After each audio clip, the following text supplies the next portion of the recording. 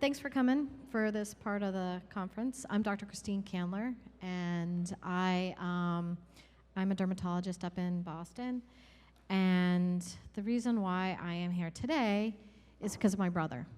My brother Peter was a Chelsea firefighter, and at age 36 he got esophageal cancer, and he passed away at age 37. That year that he was sick, I had done a ton of research. I had read every study out there, and I learned a lot about firefighters and cancer. I had known about firefighters and the cardiac issues, but I had no idea about the cancer issues. At that point, so that was 2015, 2016, and then soon thereafter I started screening firefighters in Massachusetts, and this is Joni. Joni is alive, she's working, and she has a stage 3 melanoma that was treated. So hopefully we can have more stories like that. So my goal today, we all know this, firefighters have an increased risk of cancer and skin cancer. But my role today is to try to teach you guys what we have done in Massachusetts, where we are now, and how we got there, okay? So basically, I alluded to this, I had read a bunch of the studies. We really seemed to gain our momentum with the studies in 2014 with the NIOSH study, because there was 30,000 people in it. And that's where we had enough power to show that firefighters got cancer sooner, and the types of cancers that they got had a higher rate of mortality or death. And the NIOSH study, though, did not have melanoma included in it. The first study that was done on firefighters and cancer was actually in the 80s in Boston, and that one did include melanoma.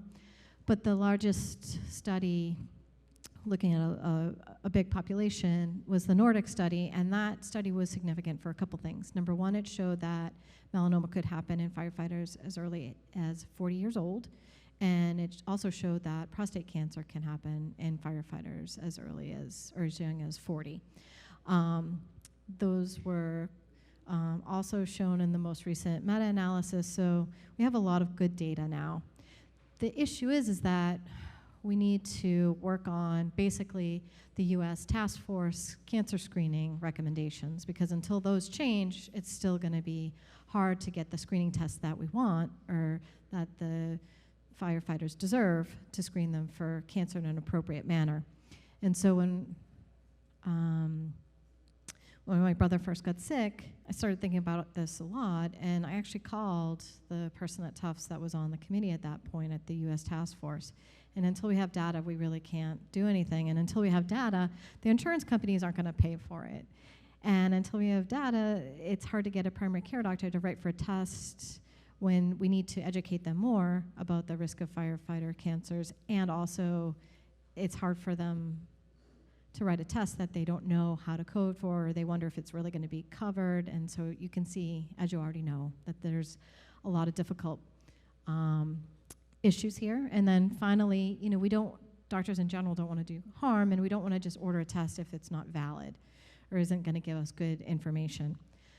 So with all of that in mind, this is the current Massachusetts protocol.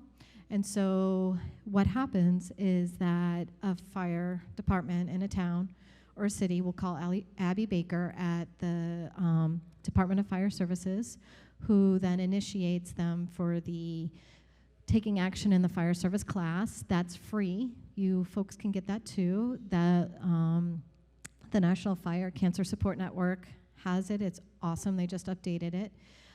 So then the trainer from the Mass Department of Fire Services goes out to that fire station, teaches them, and then what will happen is Abby will register them for free skin cancer screening. And so then I'll show up to the fire station, and sometimes we have oral cancer screenings as well. That's changed a little bit with COVID. Right now it's purely educational because we don't want to spread COVID. But the person that the dental hygienist who does the oral cancer screenings is a volunteer firefighter, and she's a dental hygienist, so we've been able to utilize the resources that we have, and you can do the same through family members, other associates, whatnot. So those top two are pretty much free, which that's a good cost.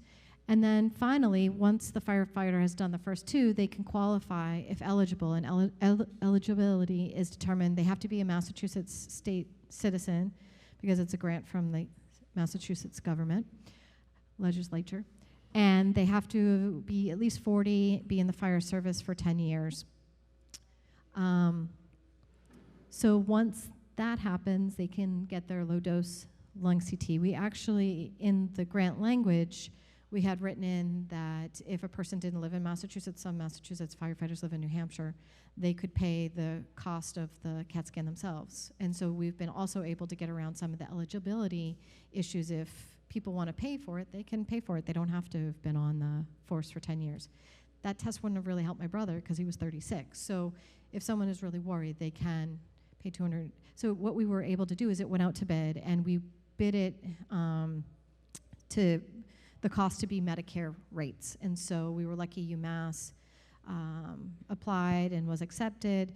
And so basically the CAT scan is $250. It's basically a photo of the person's body from their thyroid to their esophagus and their top of their stomach, their lungs and their breathing tube, the lymph nodes in the middle of the body, so that would get a lymphoma, and the top of the stomach. And so what will happen is if something is found, then essentially the person's own insurance, which they have through their department, will kick in for the screening or the follow-up. So we were able to get the lung CT for these people to then follow them and track them and hopefully prevent a cancer like my brother's. The blood PSAs, that's a cheap test. It's not expensive, and so we were able to add that in so that way more people would be screened for that. When we determined these tests, we looked at what the insurance covered, and we tried to come up with a test that would give us the most information that wasn't going to be covered by the insurance. Oh, the other issue with the lung CTs is because it was a cancer grant, we couldn't include the calcium score, which is also done in the same CAT scan. So firefighters, if they wanted to, could pay an additional $100 and get their cardiac calcium score, so that way we could take care of the top 2 health risks of firefighters, cardiac and cancer. In order to get the lung CT scan, you have to have a primary care doctor. The results actually go to the primary care doctor. They don't go to the state fire service. And so there is that confidentiality that people are concerned about, and rightly so. So this is the map of Massachusetts as of today. For the skin cancer screenings that we have completed, we've been to 100 locations. There's been 2,400 firefighters screened through the state. In addition to this, I also have screened firefighters through PFFM annual meetings, and also at the Boston Fire Department. That's the largest fire department in the state. And so usually what happens is I'll go there 4 weekend days, and we just bring the trucks up, they get off, go to the bunk rooms, and then they go back and we rotate the next truck off duty for the screenings. And usually for those screenings, we can do 80 to 90 people in a day, and I have help from other dermatologists. So how did we get there? In 2015, the Department of Fire Services in Mass decided to start teaching the teachers at the Fire Academy to teach the taking action in the fire service course, so that way they could educate firefighters. And ironically, my brother was a trainer that they had taught, so that was going on. And in 2016, I went to the 2 fire departments that my brother had worked at, Chelsea and Westwood, and I basically said, look, I can do free cancer screening. We can do it here in the bunk rooms.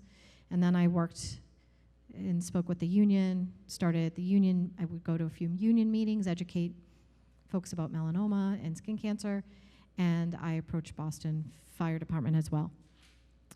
And so basically, given my brother was a teacher at the academy, I went there, and then everything just kind of fell into place. And finally, the other tier was the fact that the PFM was speaking to the legislature in Massachusetts. And basically in Massachusetts, the way how this works is that the insurance companies give money to the state for training of firefighters.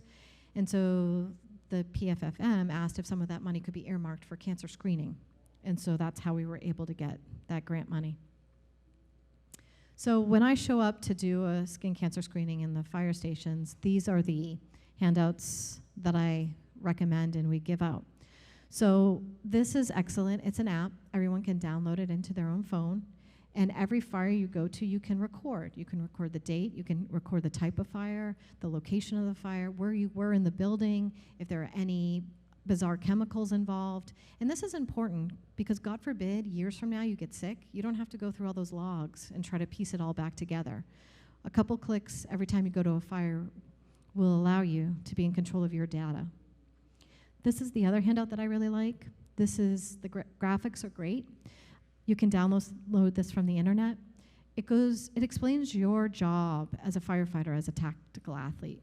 And it explains your job and the risks and the exposures to the physician and why you need these certain tests that we're asking them to order.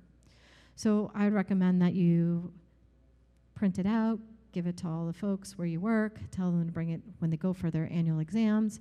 And if their doctor isn't receptive, I would say find another doctor.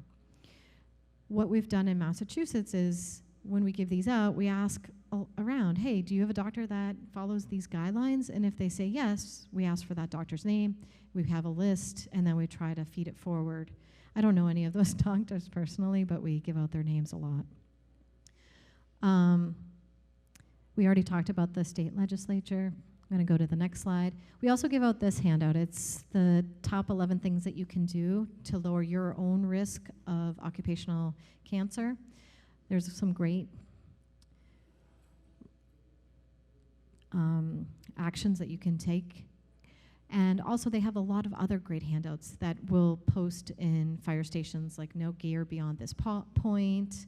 The handout that we give for the skin cancer part is right here. And usually what I'll do at the beginning of the screening is I'll go through all the 3 types of skin cancers and educate people what we're going to be looking for and how people can do their own skin exams. And then once you've got that information, you can use the see something, say something. If you notice something on one of your colleagues' neck, face, hand, give them flack about it, or her, to get it checked out. So here's some photos of what this all looks like.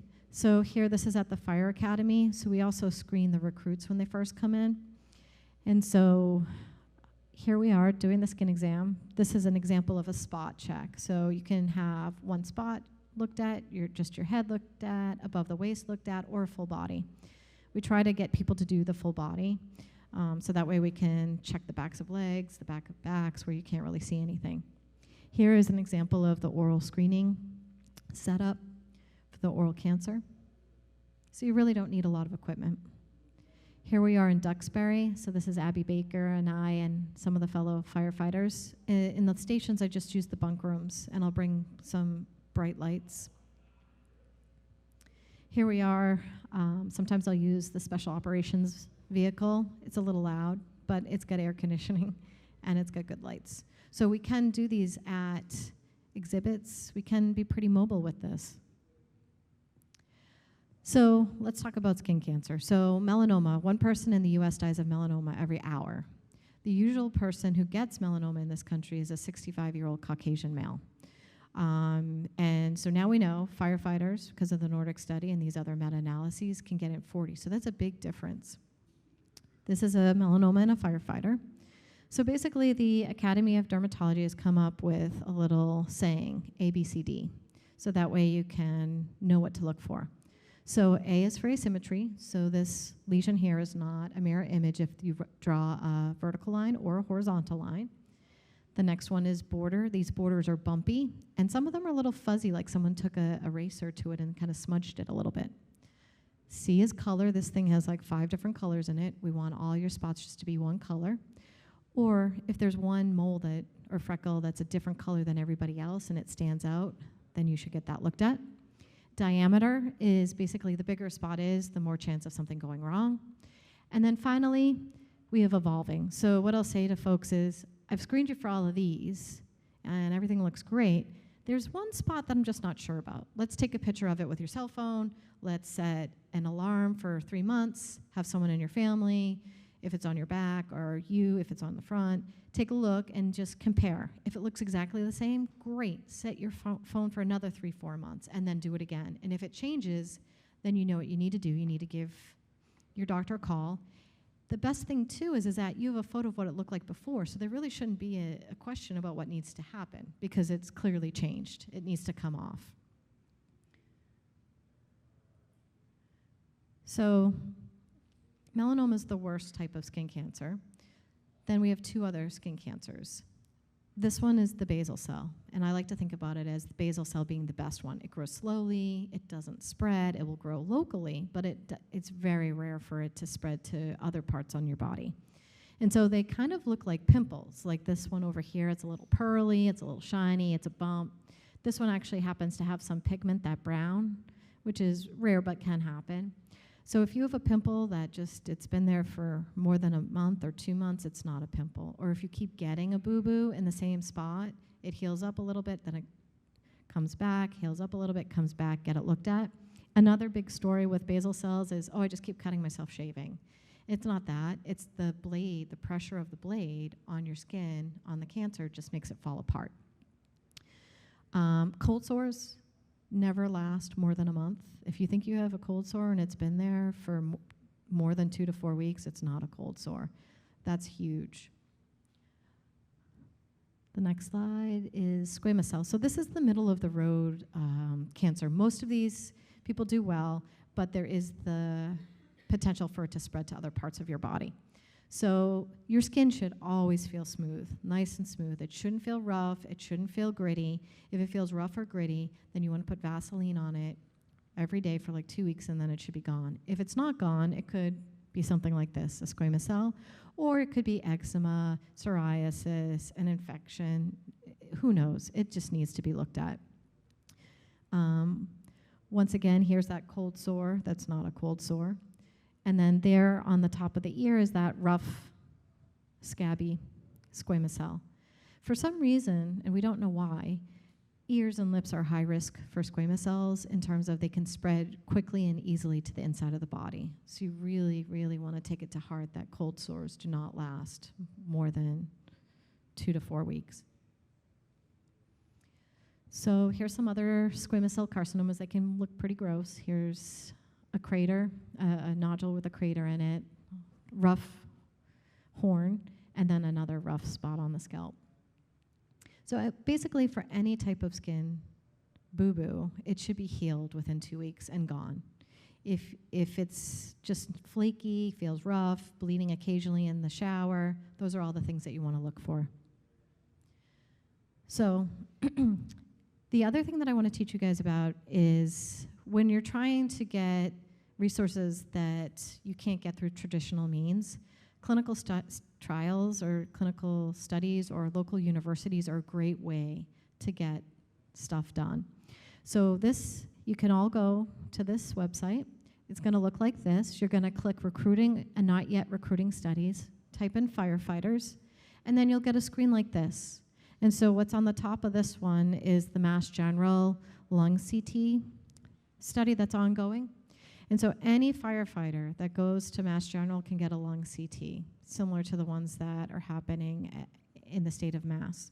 And so this is huge for people that live in New Hampshire, Maine, Vermont, Rhode Island, even Connecticut, or anyone that wants to take a drive. Come to Mass General, get your lung CT done. It's free. If you've gotten your lung CT done elsewhere, you can send your results to Mass General and they'll include it in the meta-analysis.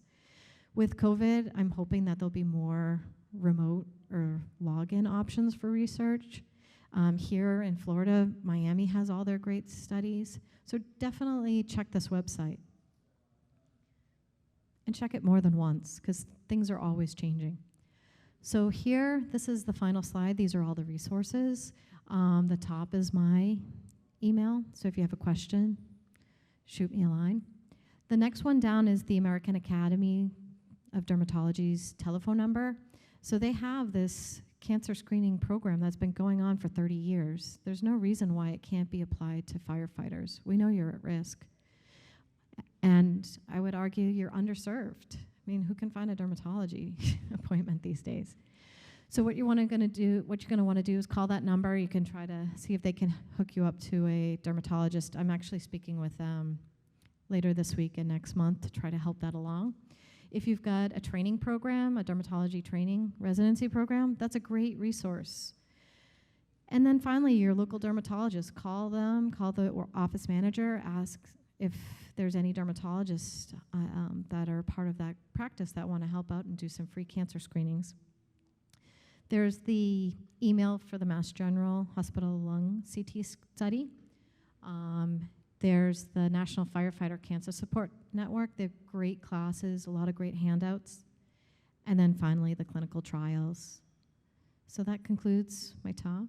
Anybody with questions? No? All right, cool. I'm going to pass the torch to the next part, and they're going to go over more about how they're using their mobile van to get firefighters the healthcare they need. All right, thank you guys. Good afternoon. My name is Johanna. I'm the nurse navigator with the Firefighter Cancer Initiative. I work with Amy in the mobile clinic. My other role is to help coordinate care for firefighters that have been diagnosed with cancer. As a fun fact, I am a nurse, but I'm also a paramedic. I've been a paramedic longer than I've been a nurse. I left my fire department to come work with the initiative. So clearly, this project is very, very dear to my heart, very personal to me. And so today we're going to talk to you about the clinic, but I'll let Amy introduce yourself. Hi, my name is Amy Green, and I'm the nurse practitioner with the Firefighter Cancer Initiative. I have a background in family medicine and also have an additional certification in nutritional and metabolic medicine, which just means that my toolbox is a little bit bigger than the average healthcare provider that you may have seen, which comes in handy with our firefighter population. So today we're going to be talking about our mobile clinic and how we're using this as a model for healthcare, namely cancer screenings and primary care in the fire service. All right, so we'll go back in time for a little bit. So as Dr. Colbert said in her opening speech, we started back in 2015 because there was a group of firefighters that said, hey, all these guys are being diagnosed with cancer. It's a problem. Let's do something about it. So throughout that time, we did different projects. We created a very extensive survey where we asked firefighters, tell me everything that I need to know about this. What is your job?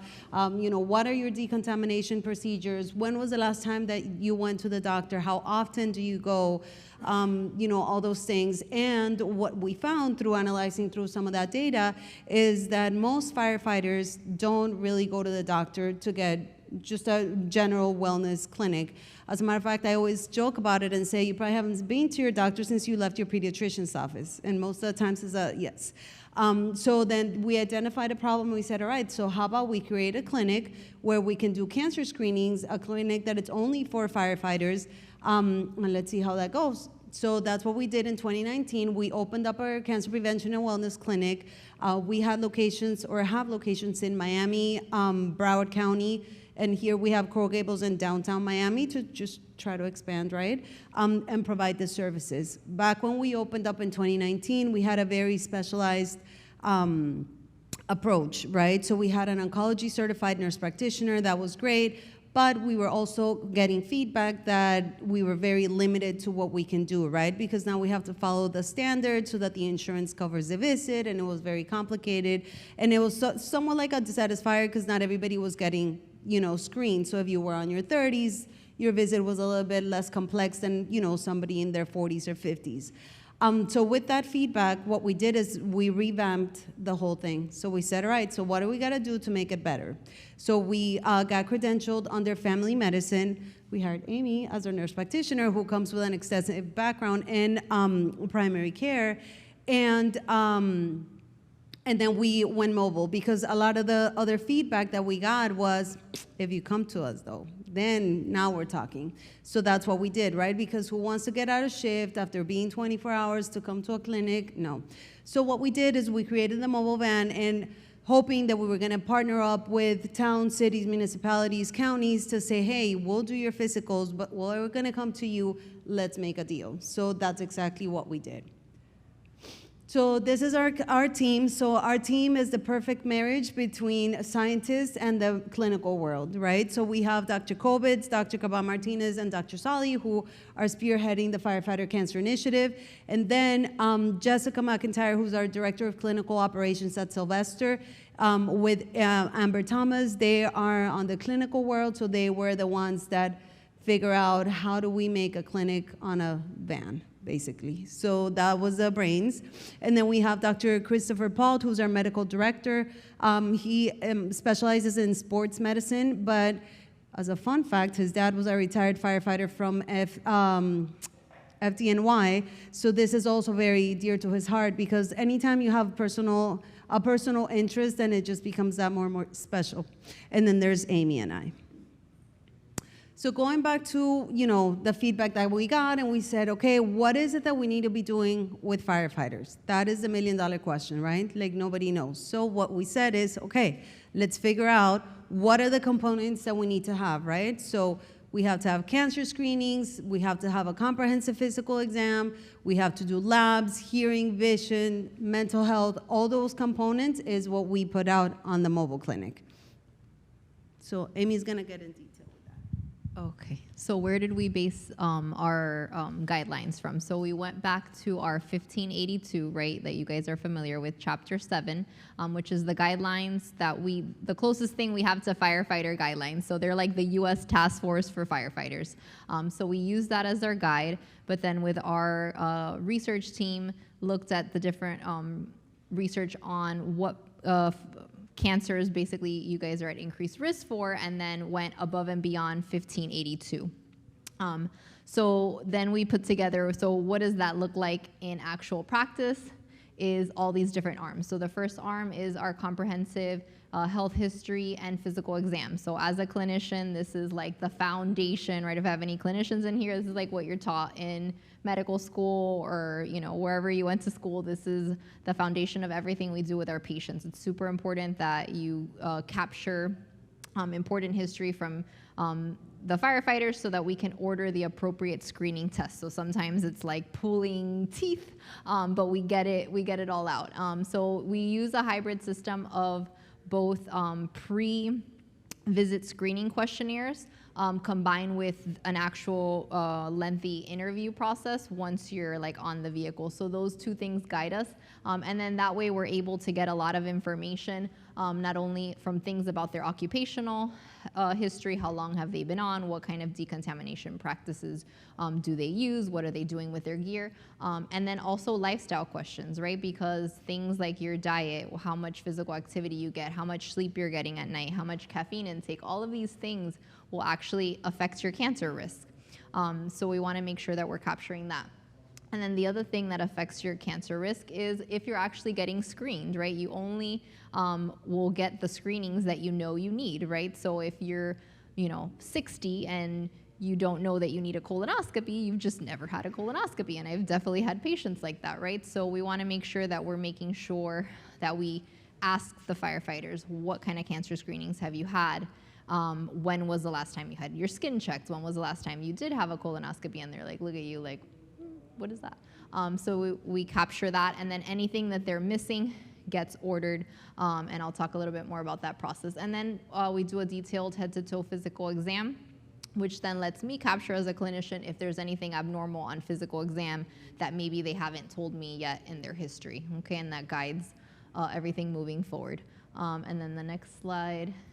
So then we're able to do these laboratory tests, which basically is kind of like what you'd have done at your primary, but a lot more detailed. So we specifically go into a lot more detail on the thyroid. We do a comprehensive thyroid panel, including thyroid antibodies, because we know firefighters are at increased risk for thyroid cancer and thyroid disease due to occupational exposure, specifically PBDEs, which can affect thyroid health.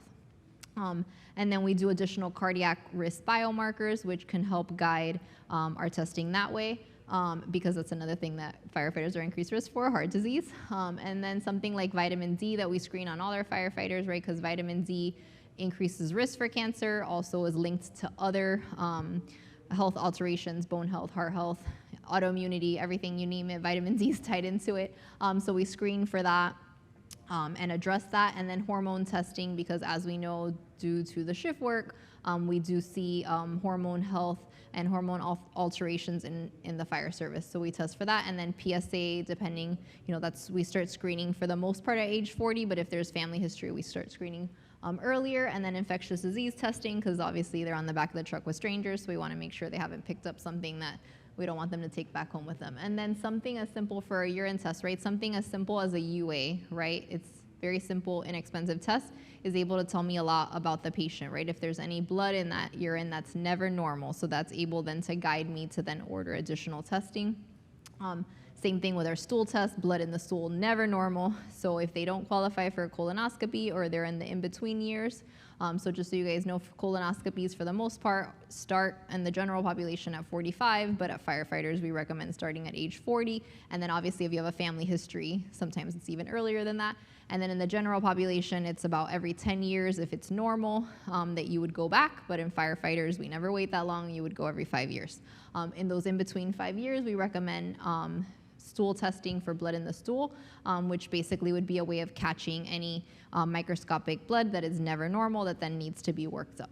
And then, so it's kind of like the cancer screenings part. And then we have our vision and hearing screen, which just makes it comprehensive, right? Because it's still part of the job at occupational noise exposure. So we follow OSHA standards for those. And then lung and heart health, right? We have our lung and heart bill here in Florida. And we know that firefighters are at increased risk for both of these. So I just want to highlight on the heart health side, we're able to provide CT calcium scores as a baseline, not only to look at their coronaries, but it also gives us a snapshot of their lungs. So if there's any nodules or anything that need to be tracked over time, it's kind of like a twofer. And then on the actual mobile clinic, we're able to do baseline EKG and then use some of our cardiac biomarkers in the labs to calculate their cardiovascular risk. And then our infectious disease testing, I kind of already talked about, right? The big ones, we want to make sure that they're immune to some of the stuff that they've had since they were vaccinated as a kids. And then checking for things like TB, hepatitis B immunity, and so forth. And then this other component, this is the newer stuff. So 1582, for those of you guys that don't know, just came out with new guidelines 2022. And this is what was added, right? So it's mental health was added, that wasn't there prior. They finally recognized the need for that. So how do we screen for mental health? We use validated mental health screening tools, and all of these instruments are used in our pre-visit questionnaires, except for the PHQ-9 due to the nature of the PHQ-9, which is a depression screen. It also screens for suicide risk. So we definitely want to do that only the day of the visit because we want to be able to capture if a firefighter is, having basically, severe depression or suicidal ideations so that we could capture it during the visit. And then sleep screenings, obviously due to the shift work, that's another risk. So we use this multi-sleep disorder screening questionnaire that's able to capture if they're potentially having issues with things like insomnia, obstructive sleep apnea, and then able to refer them to a sleep screen study if they need it, if some of these screenings are positive. And then lastly, hormone health screening, right? I talked a little bit about how firefighters, due to shift work, are at increased risk for hormone imbalances specifically, right? In a largely male-dominated population, we see a lot of androgen deficiency related, even young, related to the shift work and the stress. So we screen with a questionnaire, and we also screen with labs, and then we're able to screen also for use of hormone therapy. Basically, unfortunately, hormone therapy clinics are popping up a dime a dozen, and they're not always doing things in an evidence-based validated way. So we definitely want to make sure that the firefighters are getting their hormones optimized, right? That we don't have a 26-year-old with a testosterone of 300, but that we also are doing it in an evidence-based safe way and not maybe increasing their risk for cancer or other things, okay? So that's part of our screening program. And then on the last slide, well, the second to last slide, it's all our cancer screening. So on the mobile vehicle, we're able to do all the screenings that are there to the left, and those are based off of either labs or physical exam, okay? And then based off of the history and my physical exam, then I'm able to order imaging-based screenings based off of what they told me. And then those get done at our physical locations.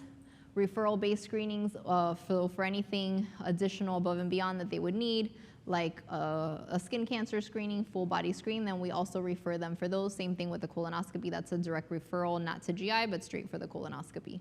And any other referrals that they need, because we're a network, we're able to coordinate that, and Johanna helps a lot with that.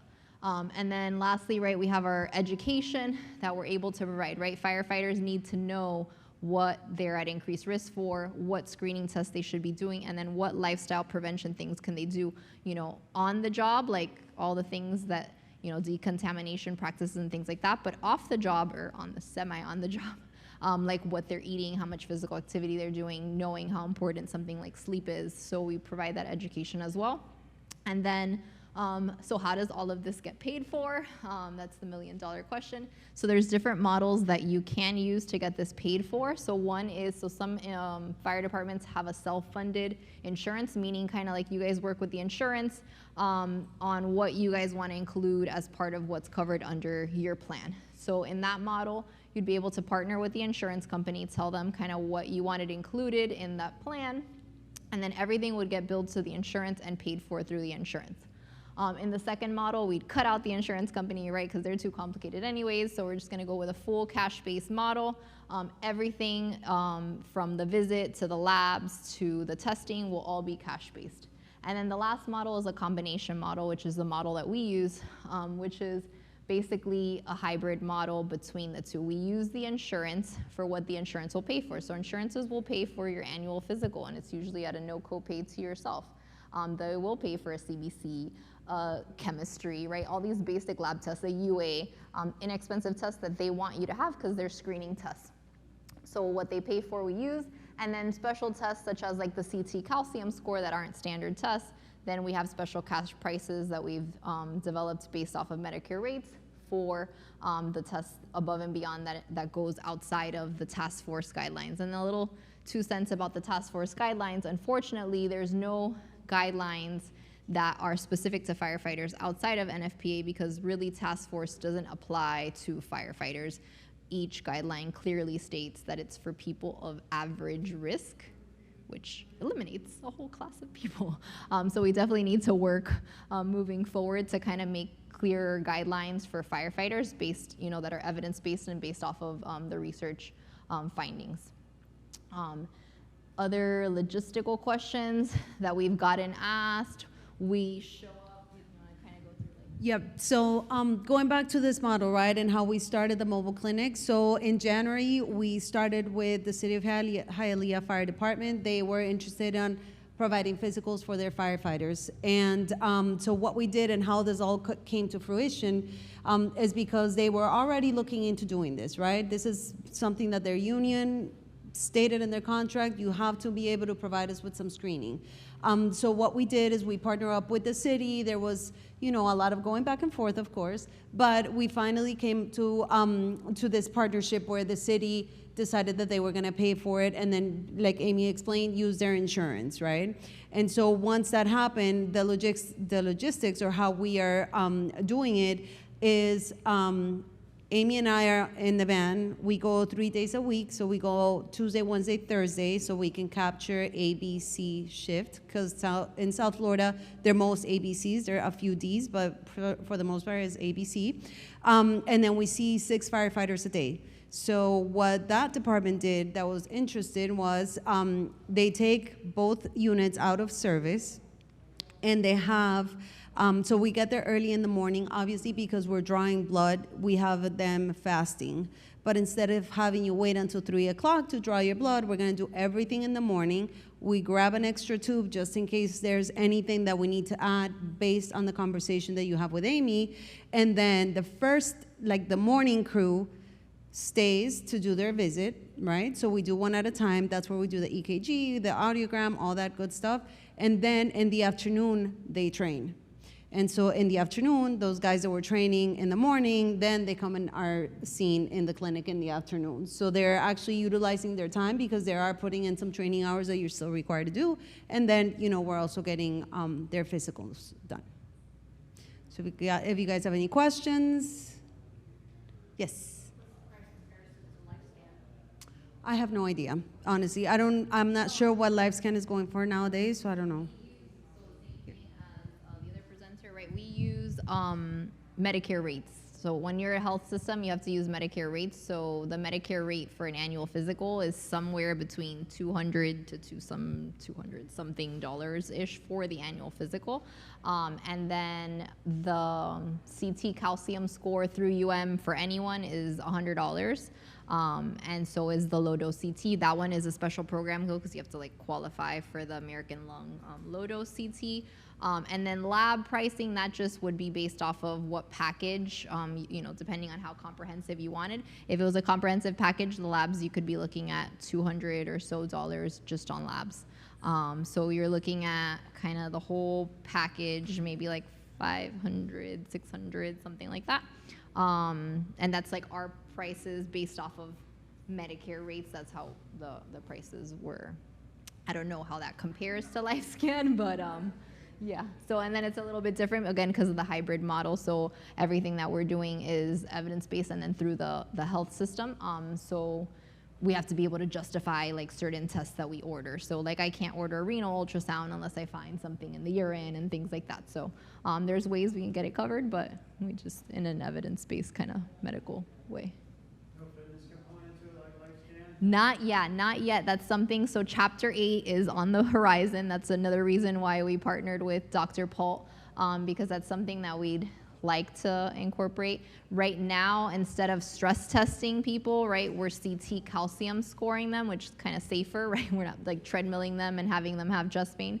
So the CT calcium score has been nice because we have been able to catch some CAD and definitely some pulmonary nodules that then we can, track over time and then refer them for the right therapy, right? Like if your calcium score shows you have CAD, you're not on treatment for that, then we're able to get them treated. So that's been nice. But yeah, I definitely think that would be a great thing to add more of the Chapter 8 stuff. Does your program have recommendation dose separation like for retired firefighters? How much they stay on top of that? So in Florida, they're covered for 10 years with our presumptive act, right? So with this department, that's what he said. It depends, I think, on your department. Okay. Like the department that we're working with right now, they cover 10 years post-retirement. So what they want to do is at some point in life get them in to do their physicals, Yeah. right? With us. So using the same model, but for the retirees that maybe haven't had primary care either. So having the retirees done the same package. And then, same type of thing, because again, like that department says that they're covered for anything that's found heart and lung or cancer for 10 years post-retirement. So they definitely want to get them in before that 10-year cutoff.